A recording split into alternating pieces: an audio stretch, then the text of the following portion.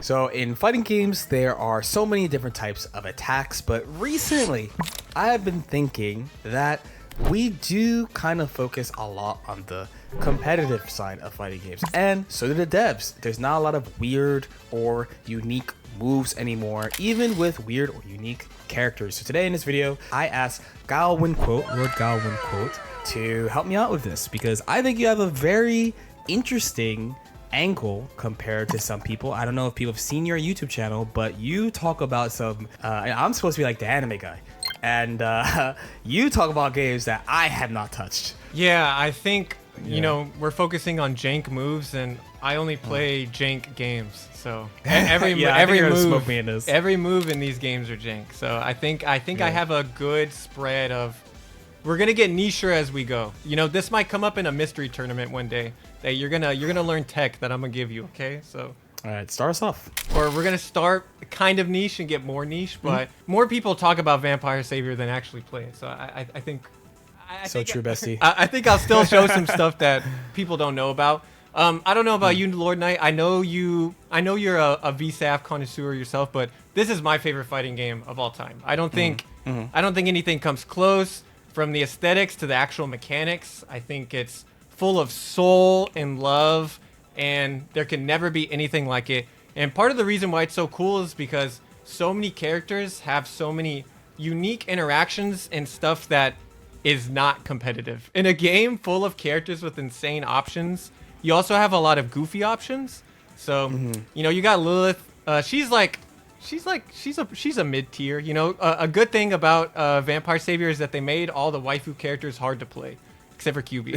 But you know, so which I think is like how you should make a waifu character. You have to work for it. All right. You know, she's kind of a Shoto. She's got this slow fireball. She's got like she can like Tiger Knee it and stuff. DP. She also has a command grab that is kind of hard to hit, honestly. She also has a rhythm game super that I think is really hard. Maybe I'm just a white boy with no rhythm. I don't know. Maybe I'm about to expose myself, but I've always felt like her super gloomy puppet show is so much harder than it needs to be. So first of all, it costs 2 bars when most supers or ES moves that they're called in this game cost 1. There's only a few that cost 2, and they're usually really powerful and essential to the kit.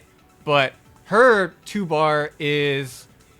She throws this very slow top hat, and then a rhythm game starts. And depending on what you input, you get scored, and that's how much damage is done to the opponent. And I think there's about 6 different rhythm games that can come up. I kept my inputs on. I know I'm going to be embarrassed by this, but it is just it's just so hard. That one is actually the hardest one we can get. But okay, I got 25 points, which is the minimum score you can get to actually do damage to the opponent. I've never been able to tell how you got points. I actually can't tell how you got points. So, okay, I guess I should explain how it starts. So, it's going to select one of 6 rhythm games. Okay. With, you know, you got your punches on top, your kicks on the bottom. And at first, it's just showing you the rhythm. And then you're supposed to just like follow it with like, you know, if it's medium punch, medium kick, medium punch, medium kick, then you would start doing medium punch, medium kick, medium punch, medium kick. But at first it shows you the rhythm, but it doesn't tell you like, okay, go. You know, like I will like I'll do it and look, you can see that I'm mashing light kick, but it only starts doing it like midway when Morrigan starts like actually like reacting to it. So there's no like clear like, okay, go, you know, start doing the rhythm. But to make it even weirder is that the rhythm game doesn't necessarily penalize you for getting wrong inputs. Okay. So in a way that like, so let's say there's like 10 notes that you want to hit. You want to hit those 10 notes, and there can only be, you know, 1 note per frame. But you also kind of like Parappa the Rappa, you get more points if you freestyle, and you can like get more notes in. I honestly don't know how exactly it works. I just know that I'm really bad at it. So I'll attempt it again.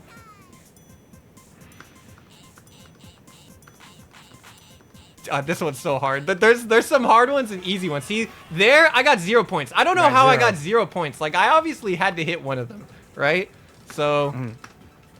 So can you are you saying you can actually just like slam buttons and get it anyway? It seems like it, because I have the best results when I do that. But like also sometimes I just like miss it. So I'm just like,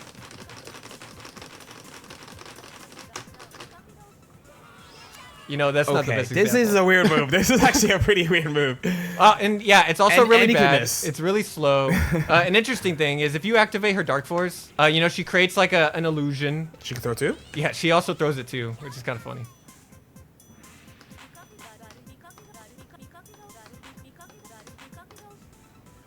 See, I don't know. Like, I feel like, okay, sometimes I'm like obviously missing, but other times I'm like hitting it. And I just can never feel like I'm like actually getting it. Also, for people watching, the points is really fast when it shows the points. It's at the end for like a very, very brief second. Like now, and that's it. See, I got 0 points. Yeah. I don't know how. And I've seen videos of, you know, like Japanese players like getting like over 100 points, and I'm just like, how do I just like not have rhythm? You know, VSAV is a hard game mechanically. Even the, you know, the push block in this game, you know, you have to piano. But I have never, for like 10 years, I have never been able to get like a score over 50 on this. And you know, this is obviously not something you're going for all the time. There are very niche scenarios, I think, with her Dark Force that you can combo into this. I don't know how. And she also, there's a lot of unblockables in this game. And I know that Lilith, I believe, just against QB, when QB is like standing in the corner, I think there's like an area where like if you stand perfectly, like the first frame of this doesn't have it doesn't trigger like a proximity guard, so it becomes unblockable. But like you're never using this to actually, you know, like, okay, like I'm gonna close out this game, I'm gonna hit this. You're always going for it to like stunt or as a joke or something. But I can't even do that because I'm just horrible at it, and I'm not getting. Oh, see, I got 0 points. Yeah, I was about to wait. Are you supposed to like line up with the beat? Yeah. Too? So it's like dun dun dun dun dun dun dun dun. And this is why I'm embarrassed, because I feel like I'm gonna get exposed in the comments. I'm gonna be like, Yawako, you actually just don't have any rhythm. You were 2 frames off of this, but it's like that one I got 0 points. I know I had to have gotten like something, because I think the window not that off. The window is like 6 frames, and you can mash it. Yeah, I forgot this move was in the game. People don't use it. It's super cool because like moves like this. Because like against every character, you know, like every character has like a different dance thing. Morgan, of course, has like her little outfits and stuff, but everyone has like their own unique like speech bubbles and like phrases that they say. Obviously, they're just like taken from like other moves, but it's cool that they would go to that extent for such a non-competitive move. That's the theme of this video, low-key, to me. It's either like stuff like that or just stuff that you're just like, man, this hasn't been done before, or like, what an interesting application of like an idea. For sure. Something. Which, it's funny how I started this video because of the game that I picked for the first one. I want to show you, actually. We have good old Dragon Ball FighterZ. For broken moves, I use Dragon Ball a lot, actually. But for some of the other stuff, I haven't really run for Dragon Ball for a while. I picked this game specifically because of the kind of concept I want to have for the video. You know the game, or if, let's say someone's watching this video and they know this game, they're like, why would you pick a game where they kind of make a lot of the characters do the same thing? Because basically what this game kind of is a lot of characters are really similar. And what you do is you take the combination of the 3 characters and your assists make you do different stuff, basically, right? So it would be weird to pick this game for something like unique or weird moves. But they managed to sneak in some weird stuff. And most of you might think it's this fella, but no, you gotta keep going right to this guy. Who, fun fact, I got flamed by the general DBFZ community because I was like, just like, who is this? I was about to ask, are you a GT guy? I had no idea who it was at all. And then when they announced him, I was like, oh, okay. As a kid, this was the only arc that like I liked when GT was like still airing on like Toonami. Usually the thing that makes a character unique is their B and B. That's like one of the first things you would think of for a character in this game is their basic combo.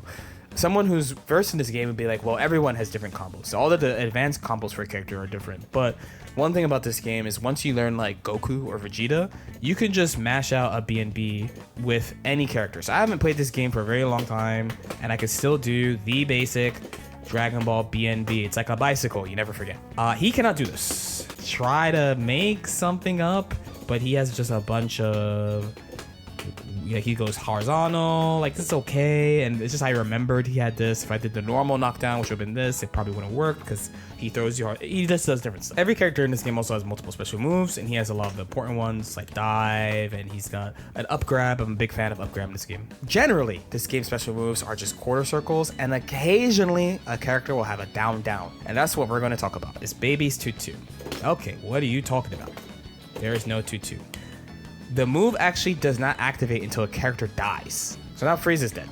So Frieza's dead, move activates. He gets 2-2. So his 2-2 takes whatever the most recently KO'd character is, and he has light, medium, heavy. There's light, medium, heavy, and then key blast. And his light is the A assist, his medium is the B assist, and his heavy is the C assist.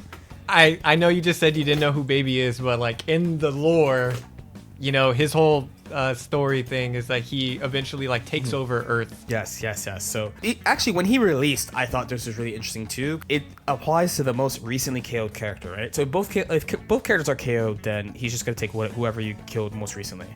But it encourages like character specific knowledge, like it rewards you for knowing stuff about the game. So for example, Frieza has this is the A assist that Frieza's had for a long time, and the B assist they gave him more general like fireball. But let's say it's Android 21 who's dead, then on Android 21 it's actually the A assist is the fireball, and then I think her B assist is a dive, yes, right, and then the C assist is her lunging at you and a lot of blocks done, hits done. So it encourages you to actually know stuff about all the characters, which Dragon Ball doesn't make you actually know that much about the other characters. It's more about understanding team composition generally, and then like specific frame data, like general frame data rules, basically. This is like a rare example of, oh, it's really great to actually know a very specific thing about other characters. I always like that stuff. Another interesting thing about this is outside of technically greatly expanding his moveset, because he just gets everyone else's moves, he also implicitly gets access to technically the best moves in the game. And what I mean is, originally everyone only had one assist, the A assist, and then they added the other two later in season 3. After playing season 3 for a while, I was kind of like, man, all the new assists, like, so Frieza's is this, right? This is Frieza A. The B assist is like a pretty typical assist, is like a beam assist. It works like a beam assist. Like they gave other characters the most commonly picked tournament assists because people weren't picking characters. They had a really big focus on, we want people to play their favorite Dragon Ball character, which is a good thing. It also makes him feel like he could do more stuff in different phases of the game. So, you know, technically right now it's like 3-2, right? So I still have Cell, you know, I'm chilling. I still have an Android 16, you know, so it's fine. But when they're dead, it still acts like you still have an assist. The only difference is like there's a crumb of startup, because, you know, he has to do this. And if he does have all the characters, then it's technically like you have 3, really like 5 assists that you can use. So you kind of feel like you have extra stuff to do at all times, which is pretty nice. Finally, it's what you said. Honestly, some villain shit, bro. Like, what kind of character is just like, oh, I killed you, and now I have your character's moves, haha. You know, like the closest thing they have to that in this game is like Ginyu Body Swap, which is a unique move of its own with a lot of, you know, like, you gotta know stuff about other characters. Ideally, you are taking away your opponent's characters by killing them. I know you started this off saying, you know, like weird, unique moves, non-competitive moves maybe, but please tell me he has like easy ways to like, he has to have some kind of setup that allows him to almost universally combo into this, right? So the thing is, he has good solo combos. Like he has good combos. I actually don't know how they route today, but even when he came out, he had like loops and stuff on his own.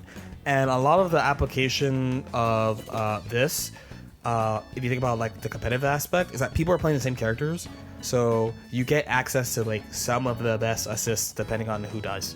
That's definitely super sick. Yeah, MK has like Shujinko and Shang Tsung, but you actually have to like know the other characters and stuff for that. You know, this is just like, hey, just give me your best aspect real quick, you know? Okay, LordKnight, do you know what this is? I see KOF in the background, so I'm gonna say KOF. The 3D one. It's a 3D one. I didn't realize. Yes, this is a 3D. I didn't realize it's a KOF. Well, yes, this is the last 3D KOF. It's called King of Fighters Maximum Impact Regulation A, or some people call it King of Fighters 2006, but this was past the time they stopped naming the entries after the year they came out. The 3D KOFs get a bad rap, but at least this one, the very last one that came out on PS2, there was an arcade release, but the PS2 like fixes stuff. I think this is like genuinely like not even trying to be like a hipster or a contrarian. I think this is a cool game. There's a lot of interesting mechanics, and they really took advantage of things being 3D. There's also just a bunch of random characters that are never going to come back. Who the hell? Is he okay? Someone out there is like, I'm the biggest hyena fan. There are some really interesting things in this game, and I think the most interesting character is this Louise Mayrink. She's like a butterfly alien girl. Let's look at some goofy costumes. Let's pick this Iori. Dude, this is like DDR UX. It is a very like Bimani like background for sure. Clark has like a crazy. Oh, he's black. Oh, I gotta try this, dude. I have yeah, I have gray hairs. I gotta try that. Oh yeah, he's black as fuck. Yeah, in KOF, of course, the big mechanic is the movement. We have our regular jumps, and we have short hops. We also have hyper jumps and hyper hops. Interestingly, 8 years before KOF 14, we also have a character with an air dash. KOF air dashes with short hops, which is really interesting. But this game is also 3D. So we have side steps. And so we have a character with a vertical Y-axis air dash. And she can do 3 air dashes. And so she can combine them as well. So she can go forward, back, if I can, and in the foreground. Which I think is like extremely like insane, weird movement that I've never seen. Cause like I can literally, you know, do stuff like that. And so of course she gets like, you know, aerials out of it. You can do like weird like bait stuff, you know.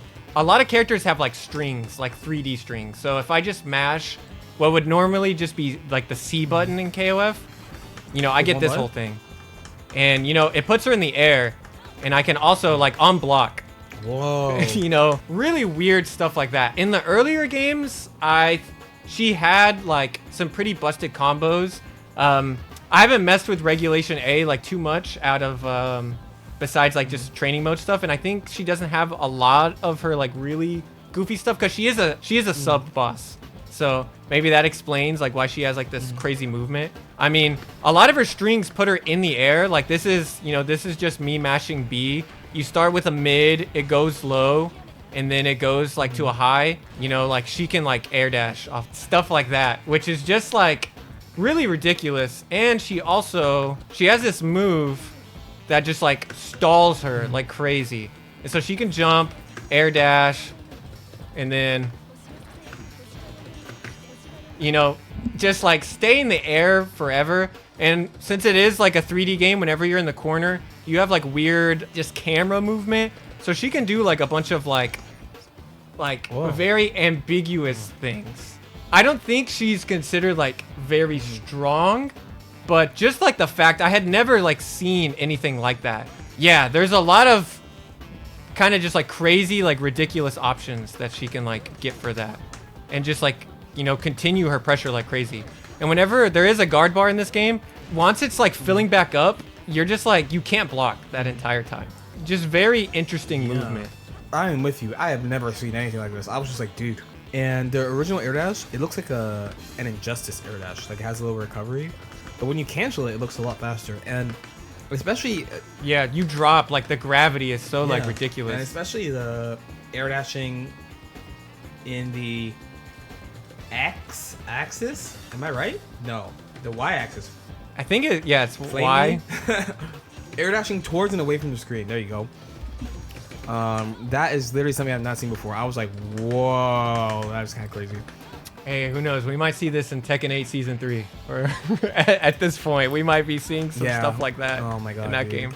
This game's existence is justified through this like one move to me. That's the way, that's how deep in the fighting game, hole that I am, that I'm like, everyone needs to know about this air dash. As soon as you like reached out to me about weird moves, I was like, finally, I have an excuse to talk about Louise Mayrink. Of all characters to come back, I would kind of want to see her. Obviously, they're not gonna in a modern KOF. I think she's like waifu enough to like actually fit. There's a lot of really bad designs. I don't want to talk too much smack on Maximum Impact. I feel like it's gotten enough hate over the years, and I do think it's a cool game. But yeah, there's a reason why none of these characters have come back.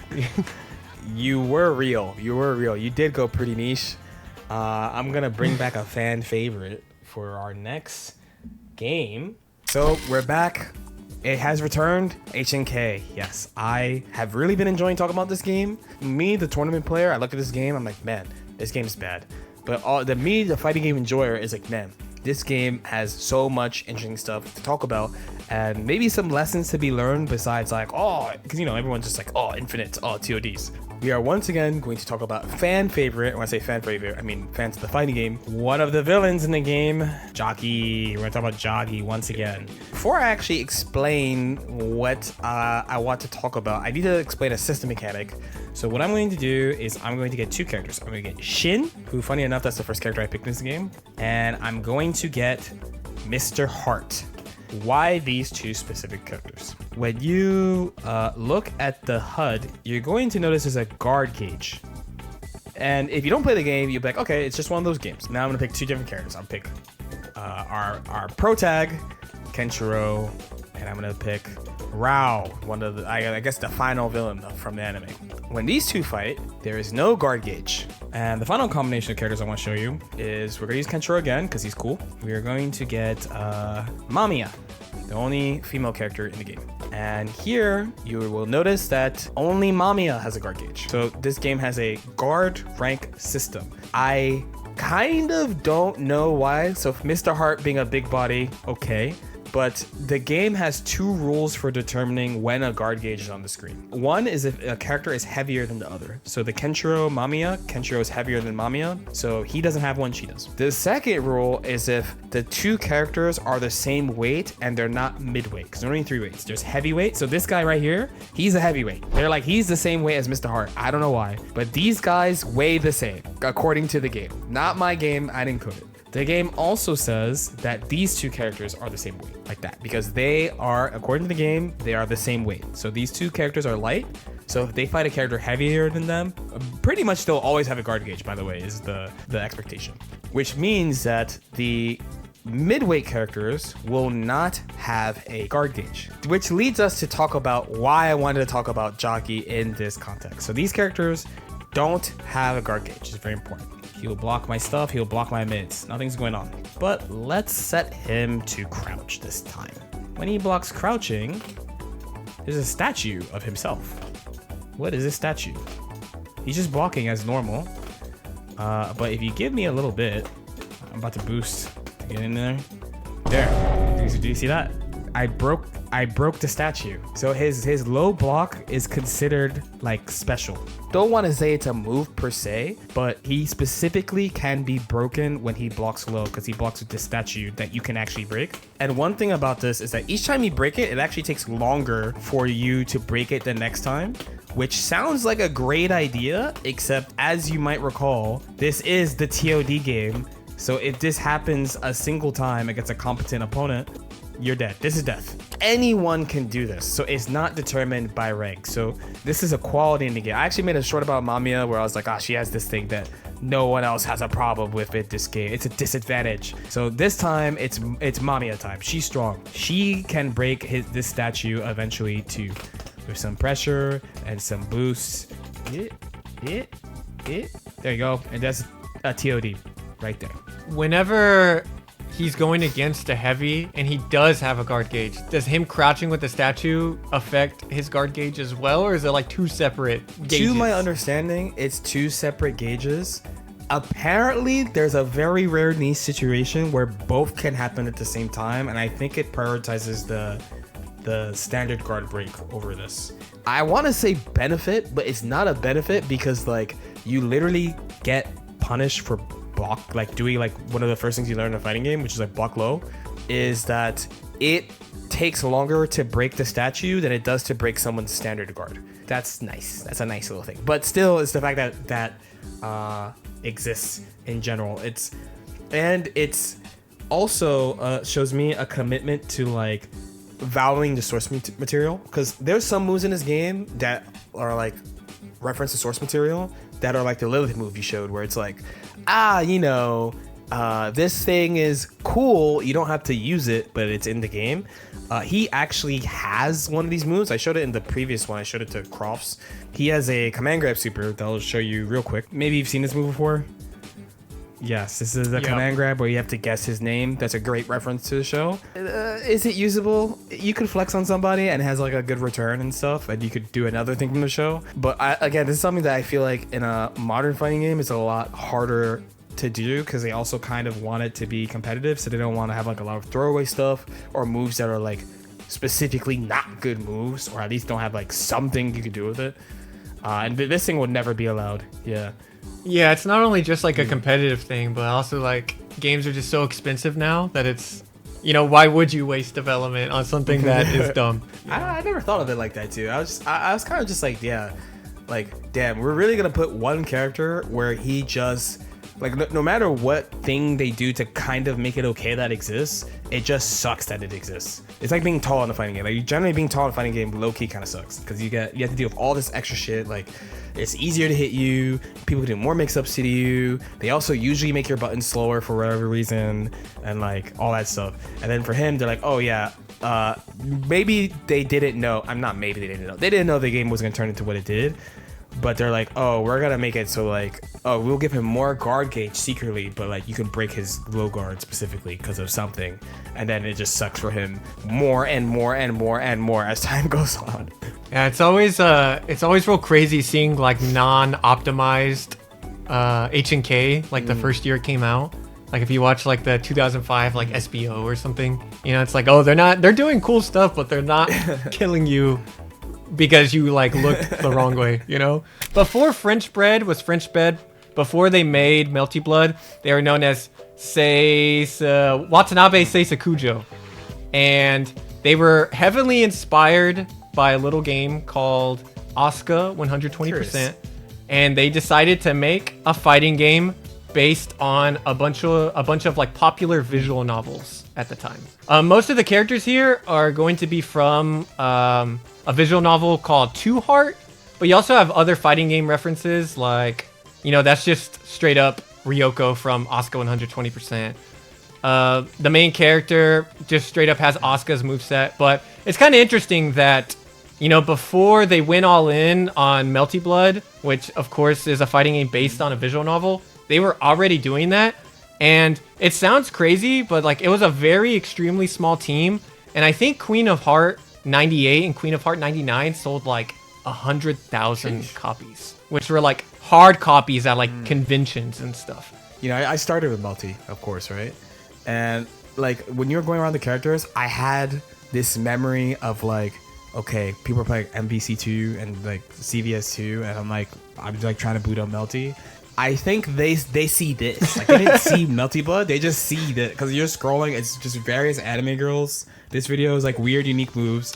You went to the most generic anime girl. You're like, we're talking about this character. No, like, yeah, this character looks like all the other characters. People, yeah, the whole Melty drip thing. But like, yeah, literally everyone here is unfortunately a 16-year-old girl. And they're all goes to the same school. They go to the same school. They have the same outfits. You're not wrong. This is probably what the normal average Street Fighter or Tekken player thinks of when they see like Melty. I could not help myself with that though. I was like, dude, where we can't just start without discussing this. So, okay, we're playing a character named Ryo, and that was a bit of a spoiler. In the lore, she's like a girl that you can date in the visual novel Two Heart. I had to look this up, by the way. I'm not a Two Heart guy. But apparently her whole thing is that she is very hardworking and I guess poor, you know? So if that's the kind of romance you want to like, you know, romance. A hardworking, lower income girl, which, you know, I can respect, you know? You know, she has a newspaper. I think she has like a newspaper selling job. She fights with her hair as well. Like if I mash, you know, she has like a Honda hand slap. She has a move called the God of Poverty, which just summons, I guess, like an old, you know, decrepit person that will just hit randomly. But none of that is what I want to talk about. What I want to talk about is like 10 years before Sakurai introduced tripping in the brawl, French Bread introduced tripping with this girl. And it randomly happens. It's happened a few times, but she randomly just trips. It has a hitbox. There you go. And of course, it's an overhead. And because this is an anime game, I can like OTG off of it, you know, and do some cool combos. Queen of Hearts 98, I feel like it was easier to combo with her. And this one, I feel like it's a little more strict. Maybe I'm just bad. But she also has it whenever she walks back, you know, like a normal character, whenever they walk back, they do this typical fighting game thing. They're still facing your direction. But whenever she walks back, she faces the other direction entirely. And she can trip going that way as well. This can like straight up, like, you know, she has like a really bad like dash where like, look how long that takes. You can't like cancel anything out of it. There is like a big potential where you could just like, you know, trip in neutral or something. But thankfully, if it happens, it's like hard to like, you know, it doesn't seem like it's like really punishable though. Look safe. But I think the most interesting thing about this, and this is unfortunately going to take a lot of RNG, before the round starts, you can move like Melty Blood. French bread classic. But so it's going to take some RNG, and there's no better way to do this. Oh.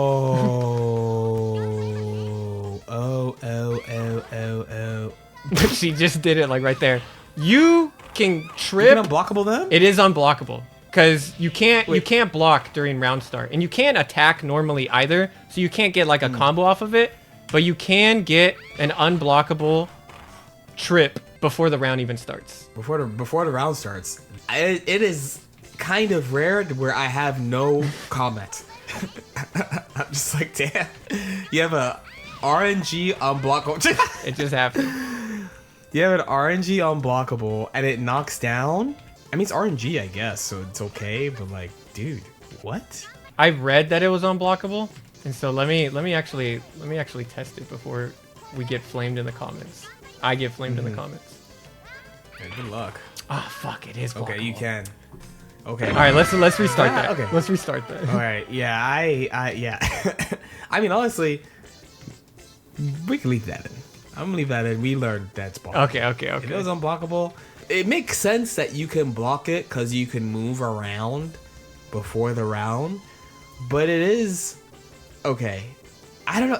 That's weird. All right, I'm checking back on the ancient resources. It did not say it was unblockable. I just misread it. It just says you could be lucky and get some pre-round damage and get one full bar. You know, this game is coming back up in popularity. I saw that they were running it at Frosty's, and I think they ran it at Climax of Night. So I think the Melty scene is like picking it up since it shares a lot of the same, you know, DNA. I would love to be told if this has ever happened in a tournament match and, you know, gave someone the advantage or just blew someone up. But I think it's interesting nonetheless, and it just shows that maybe, you know, Sakurai is always talking about how inspired he was by KOF. And this game is obviously also inspired by KOF. You know, the whole logo is KOF, but maybe, just maybe, Sakurai was also inspired by Queen of Heart 99 when he was, whenever he was messing around developing Brawl. So I don't know. That's a good way. This is a good closer, man. I'm not gonna lie. I thought I had it. We clearly thought kind of the same thing of like, all right, like moves, but. You know, it just kind of goes to show that you're not wrong that fighting game design like this doesn't exist anymore. For better or for worse. Or for worse. You know? Yeah, my exact same thought. For better or for worse. And I kind of had the thought too, like as a side note, like, okay, maybe they do it in arena fighters more often. But like the HNK example, like whatever your opinion on how like good a competitive game it is, because from my perspective, I'm like, man, this game's bullshit. Like, let's just be fair. Yeah. it you know, it had Japanese national. It's that Tokeki. It was that very people competed in the game for real. So that's kind of what I mean. Like an arena fighter, most arena fighters, they don't really get most people basically play them for fun. Like they don't really go like that. And there's a lot more intentional design behind fighting it, to the point of like you know, like there's like Sin still eating. People are like, still eating is the worst move because like, what does it do? Like people expect moves to just do stuff. They don't expect to have a move that goes, it's just a haha move. Like if a character has a move that's a haha move, they're like, dude, this move is trash. Like, what a waste. Why didn't you make it do something? I mean, because inherently at this point, it's like, like we're expected that every move. Because if like Sin was created 20 years ago, it'd be like it would end up in this video, you know? Yeah. It would be a quirky thing, but now it's like, you know, if he didn't have it, you know, obviously people would be upset. But he has it. It's not really competitive, and now it's another side being upset, even though it's like a referential thing, you know? Yeah, it's something I think about a lot. There's actually someone made a video about that move, and it's called "The Worst Move in Guilty Gear Strive." I watched it. It's a great video. When I finished watching this video, I remember I was sitting there, and I was like, "This is all very interesting, and sure they could change the move and stuff," but I was like, "Dude, there used to be moves like this all the time that you would just be like, it's either just quirky or you might as well there's no disadvantage to using Sin's still eating, right? You would use it, and if it did something amazing, cool. If it did in the end nothing, or it does something for like half a second, then like cool. And like it's just like, it's like shrug, you know what I mean? Like it's like whatever. It's just like a quirky reflection of the character. And it really made me think. It really made me think about how many moves in the past, like characters had moves like that in the past, or like how Third Strike you use to taunts. Like taunt is a move that you actively use to do something. Games don't really do that anymore. So I think about this thing quite often as a fighting game fan and competitor. You quickly blew my mind actually today. I didn't say you picked really interesting moves. No, I was like, dude, what are you showing me today? Actually, let the people know where to find you. Yeah, YouTube/Guy1Quote, anywhere else, I guess. I release goofy videos on random fighting games like Queen of Heart. If you want to learn more about all the weird designs that, you know, without Queen of Heart 99, we wouldn't have Type Lumina. We wouldn't have Under Night. So it all has to start from somewhere. And I would love to show that to you. That's deep, bro. That's deep. Questions or comments, leave in the comment section below. Like and subscribe if you guys feel like it. I'll see y'all next time. Peace out.